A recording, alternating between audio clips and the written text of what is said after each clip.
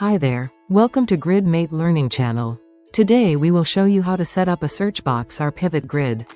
The search box makes it easier to find exactly what you're looking for without scrolling through all your records. First, click on the gear icon. Then edit the Lightning App Builder. Click on your components and scroll down to the Search Field section. Choose the field you want users to search by. In our case, we will add the opportunity field. You can add one or multiple fields depending on how you want to filter the data.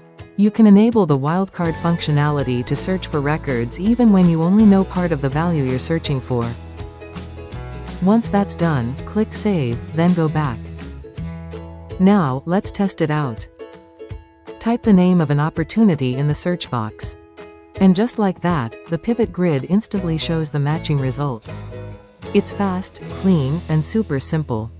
Thank you for watching.